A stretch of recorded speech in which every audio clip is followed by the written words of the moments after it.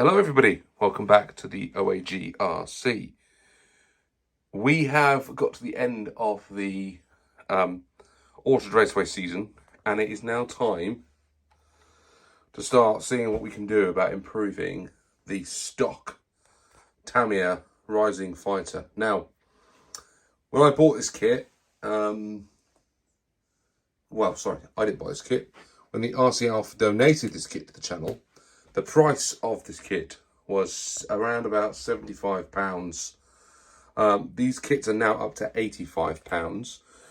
That includes an ESC and a motor, a silver can, but doesn't include your transmitter, a servo, or a receiver. So you have to add those to the kit.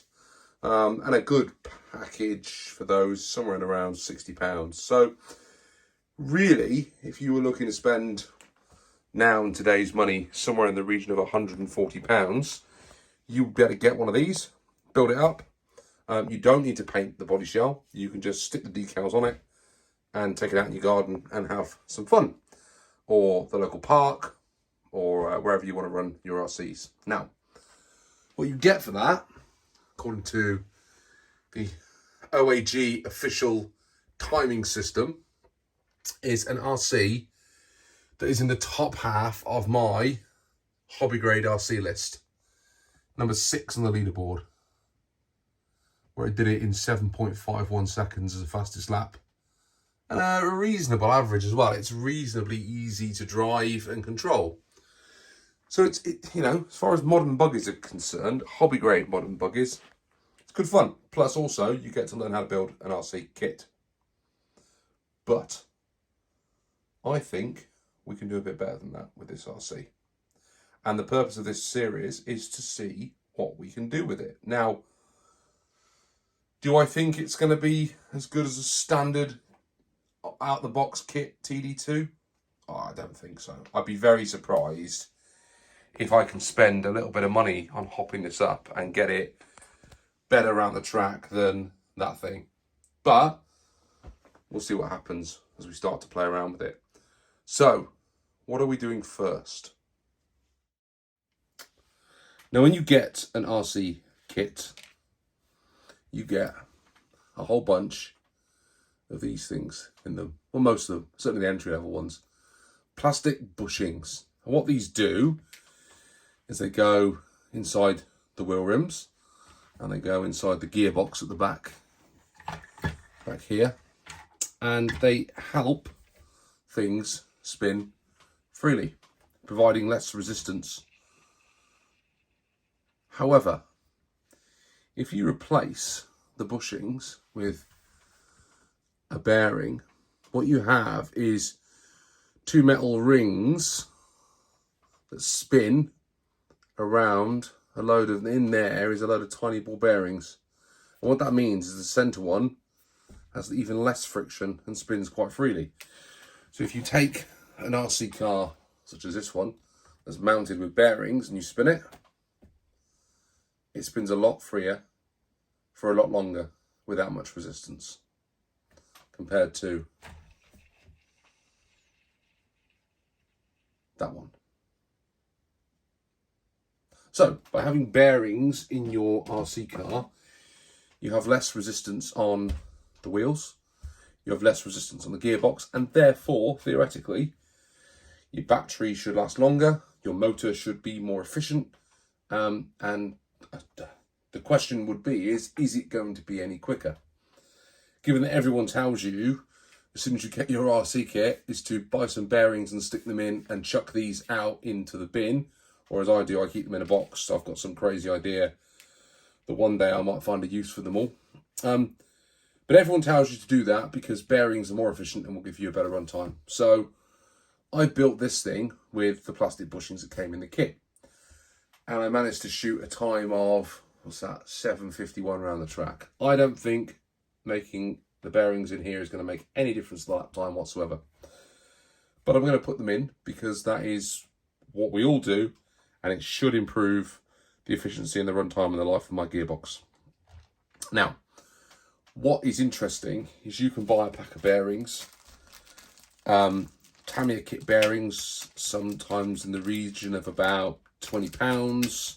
I don't know what that is in dollars because the conversion rate's all over the place at the moment. But about £20, you can buy a bearing kit from Tamiya. If you go to an independent bearing store, you can often get a better deal for essentially the same product. I mean, maybe there's a difference in quality at hobby level, which is what I'm doing. I don't see the difference.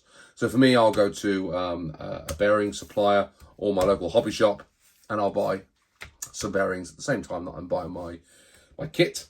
And normally I put them in as I build it. I don't go back afterwards, as you're going to see. Well, you're not going to see me do it. I'm going to go and do it off camera. Disassemble the entire RC, put the bearings in, reassemble it, and then go off and play with it again. You put them in at the start and you don't have to worry about it. So over the next day, I'm going to be stripping my RC down. I'm going to be replacing all the bearings that are in there. The bushings with bearings. And what we'll then do is take it up on the Altered Raceway and see whether I get a better average time or a better faster lap by having the bearings in rather than not.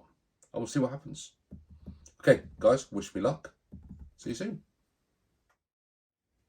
I've just remembered how rubbish this job is, taking your whole gearbox apart to replace something that you knew you shouldn't have been putting in the first place. I've done the front ones. Now, what I did do in the front is these wheels were a little bit loose. So what I've done is I've just popped some 2mm shims in either side. Sorry, not either side. On the inside of the wheels, both sides. And just taken some of the wobble out of the wheels. I mean, they still wobble about, but they wobble about now against a servo saver rather than wobbling about on the actual upright themselves. So that's good. And now we're going to remove this rear gearbox and get the bearings out of it. There you go. No one can see what I've done other than I've put some black wheel nuts on the outside as well. But there are now ball bearings throughout this car and it is ready to rock. Now, what have I noticed? Firstly, the wheels at the front still don't spin as freely as they did on the TD2, despite the fact that they've now got ball bearings in. That's interesting. The rear gearbox had a load of grime and grit in it, which I was surprised at. I then opened it up and got that grime and grit all over the workbench. And then, when I took the differential out, I put the differential into all the grime and grease. Big mistake. Also, the grease that was in that gearbox wasn't, by the time I finished with it, it was, well, the gearbox hardly had any grease in it. But that now is spinning a lot more freely at the back wheels than it was beforehand. So, it certainly was worth doing. We are now ready to get this out onto the track. Now, not going to be tonight because it is now dark outside. But I hope that tomorrow we've got some good weather and we can give this thing a run around the Altered Raceway and see whether or not it goes any better on those bearings. I actually think it might do. That's deeply satisfying how smooth that differential is now at the back there. Right, let's hit the track.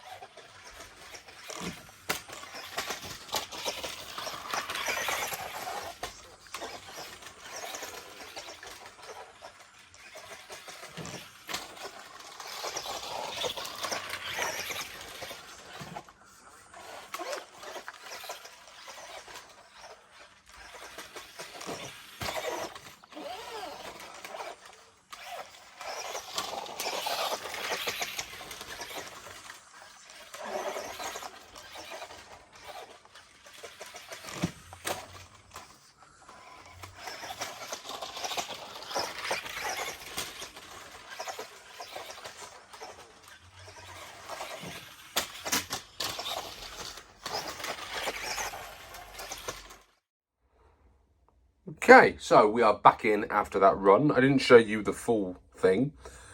I did it slightly differently. Obviously, the camera angle was in a different place. But I also just did a load of laps.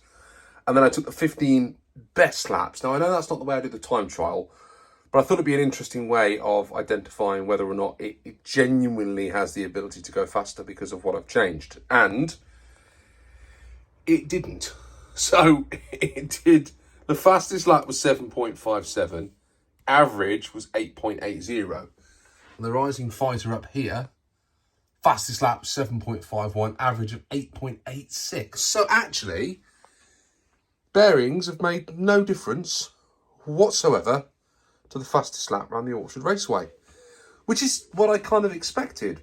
So why do we put bearings in our RCs? Now, I do think it's smoother.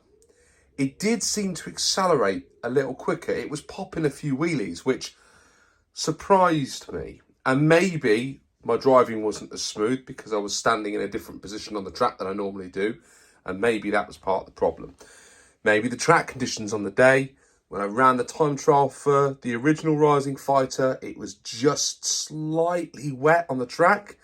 I wonder whether that gave it more grip. And because it was a looser day, which it usually is when I run the cars, I don't normally run just after it's rained. And maybe this was a fairer reflection of what this bug is capable of. And maybe it was quicker. So basically, should you put bearings in your RC? Don't know. Yeah, why not? Because it definitely is smoother on the drivetrain. And it's definitely smoother on the wheels at the front.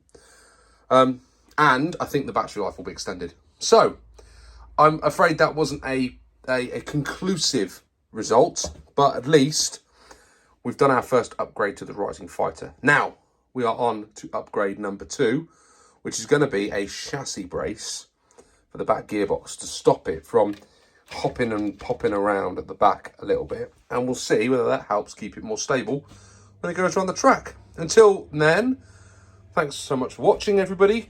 And whatever you do, have some fun. See you soon. Bye.